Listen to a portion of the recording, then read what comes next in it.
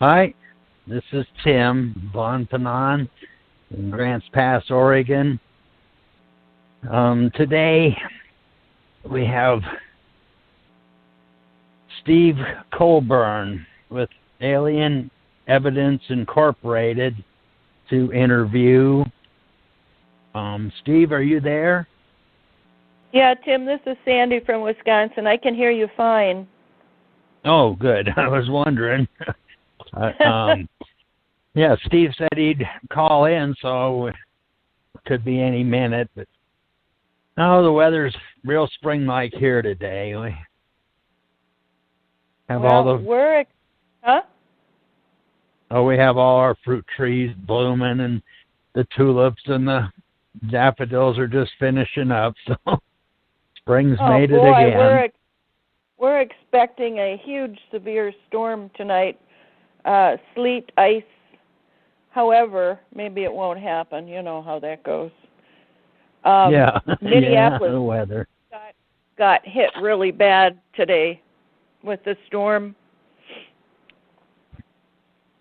So usually we get it a day later. Yeah. Is Val there? Yeah, can you hear me, Tim? Yeah, I can hear you. I was wondering. Yeah, Steve should be calling in. He's not showing up yet. 361, I believe Claudia's here now. Are you there, Claudia? Oh, good. Yes, I am. Okay, great. So Claudia and Sandy are here, and Tim and Dean Val. So we're waiting on a call from Steve Colbern. Yeah, great. I talked to him yesterday, to his wife, and so he said he'd do an interview with us, and I'm pretty sure they got the right number to call in, so he's calling in any time. I guess I'll start. Did you want me to call him to make sure? Do you have his number? Yeah. Okay, I can call him and. Okay, let's see. I've got two numbers here. Let's do that. 805-485-9395 number. I think that's his number. Okay, I'll try that and see if I can get a hold of him. Yeah, this is interesting, becoming more aware of this, aliens and their involvement with us here on Earth. And I wonder about this cause and effect stuff and how it might be possible the aliens are putting us through what we've put others through before in previous lives on other planets or dimensions or something, how this cause and effect works, why they would be interfering with us. Seems possible or makes sense to me that we must have interfered with or been brutalitarians or authoritarians to other beings. So now we have our effect to go through to, I guess, learn our lesson that we don't want to be authoritarians or brutalitarians, and here with these different realms, worlds, places that becoming aware of here in these psych realms, the physical, which is the physical body, and the astral, the emotional body, and the mental, the thinking and ideas and body, and then the etheric body, which is the subconscious, or and then there's It sounds like a deep, dark border that separates these psych realms, places, worlds, or whatever you want to describe them as, places. Separates us from the real universes where we're all free beings of real light. And until we find out whether Steve Colbern, with his Alien Evidence Incorporated interview, is going to happen today or not, the call-in number is 563-999-3509. But these reptilians that becoming aware of, and how they've, I guess, interfered or made us slaves for their purposes, using us humans on this planet, not only for doing physical things they want us to do, but also sounds like for their part of their diet.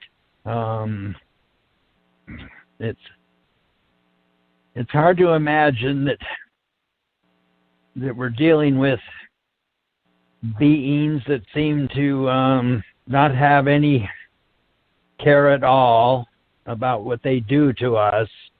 It sounds like, but then I see us in similar ways, how us humans treat the bugs and the birds and the animals and the fish and in fact all living things. We are very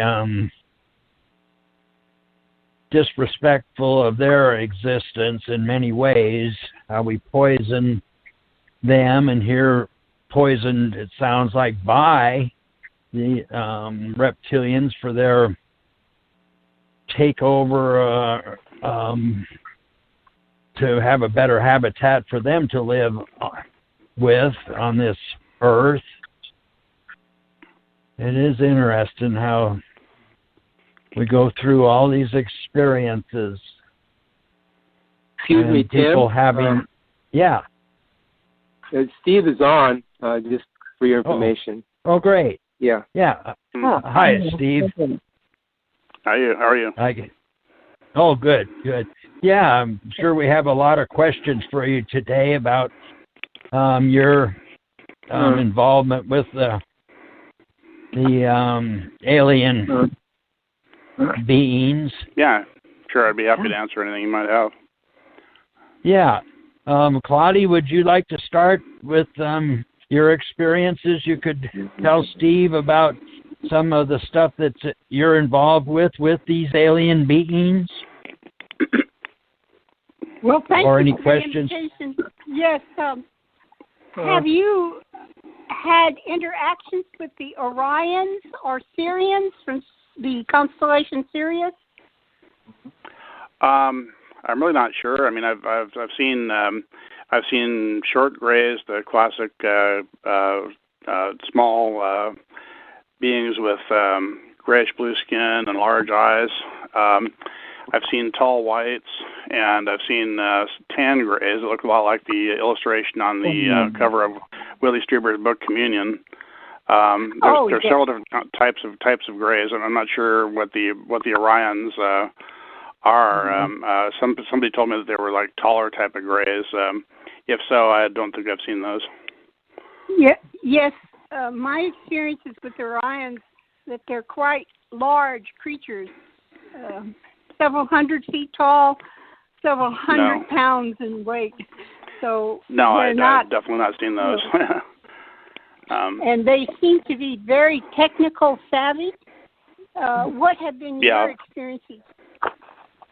Well, all grays are very technically savvy, some more than others, but they're all thousands of years ahead of us, is my impression. I mean, I have enormous respect for their technology after seeing what they can do.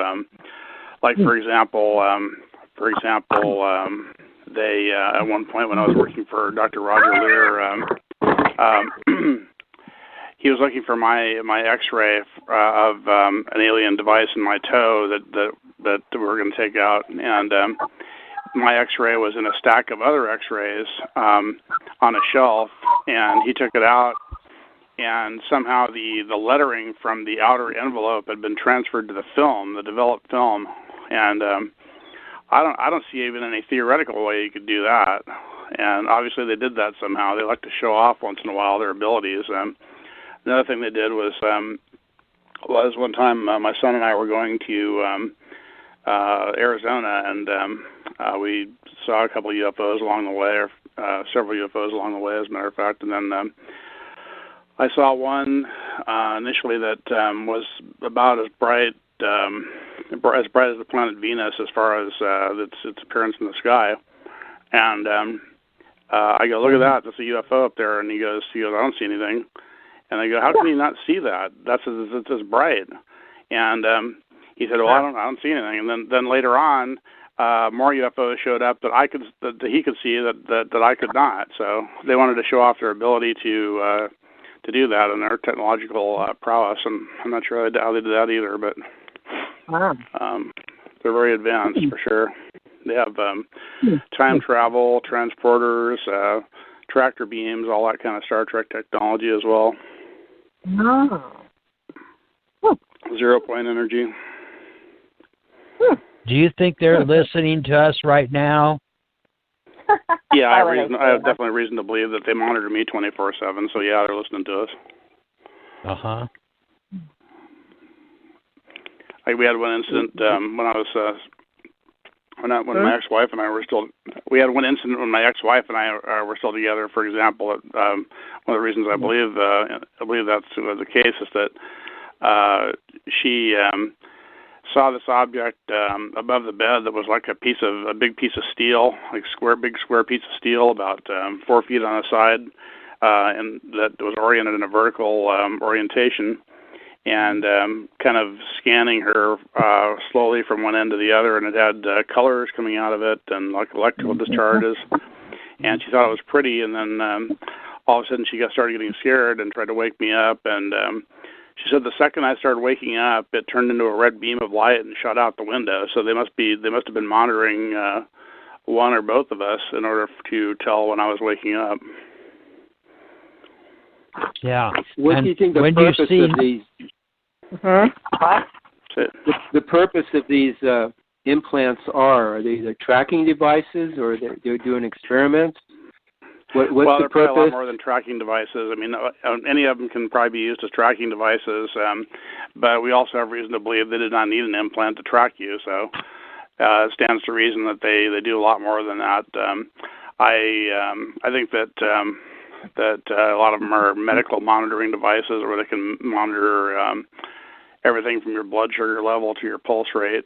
And a former associate of ours, Dr. Kuntz, thought that, who used to be an NSA codebreaker, thought that the device that came out of my toe might have been a room bug to pick up airborne sounds. And they also have brain implants that according to a lot of abductee reports, can enable the aliens to hear and see what you're hearing and seeing in real time. Wow. So that's probably how they monitor you through that implant. That implant also connects you to the alien hive mind if you have one. They're kind of like the Borg. They're a hive mind species. Greys are a hive mind species. They're a lot like the Borg. They have a collective consciousness that is tied together by a giant computer system.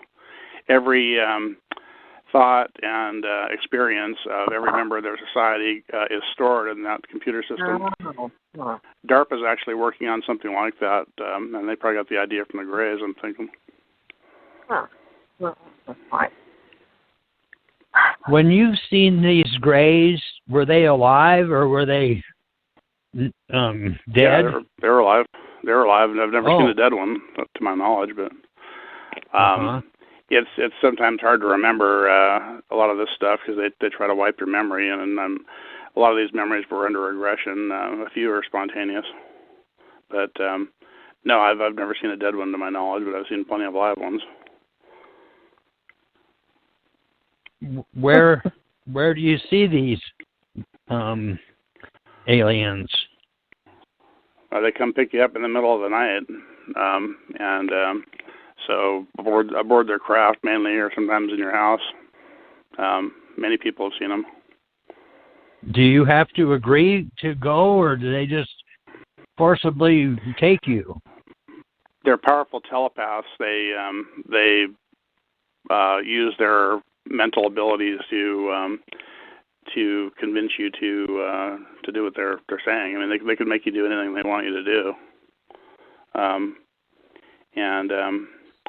One interesting thing I found out in being regressed is that they seem to create a split personality for the experiencer, and the split personalities, the new personality is a little bit different, and it's more compliant towards what they want, and also contains most or all the memories of the experiences with them. So that's why you don't remember. It's on a different. The memories are on a different personality track, and you sometimes recall a little bit through communication through the subconscious between the different personalities, but generally you do not recall much, if anything, from a given experience. It's pretty rare anyway. But, do you have an idea? Oh, go ahead. No, go ahead. Do you see what their intent is? That's a big question. I mean, we know in general what they're doing, but as far as what the end game scenario is, nobody knows. They keep that pretty close to the chest. They remind me of a high-tech foreign military, and a lot of their operations are secret, just like those of our military. And part of what they're doing here is they're mining the Earth and the Moon for minerals they don't have in space as much, and cobalt is one that I believe they're mining here.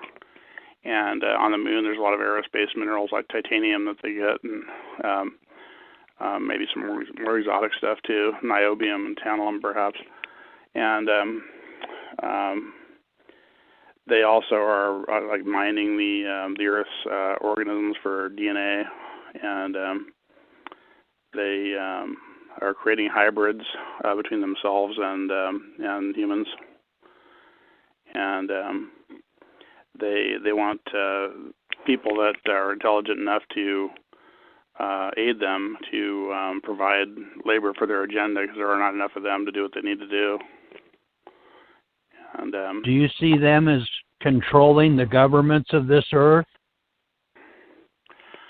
I'm really not sure about that. I think that they do. I think they do exert some influence, but I believe that they are kept from direct control by agreements between themselves and other powerful alien species, or there's like an alien UN that they have to answer to, called the Council of Five, reportedly.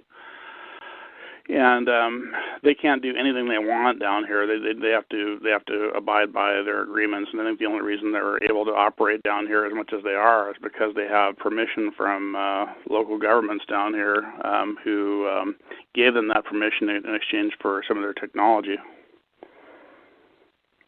Yeah, I've heard some of that I do not think they exert direct control over the governments, although I think they have quite a bit of influence. That would be my answer.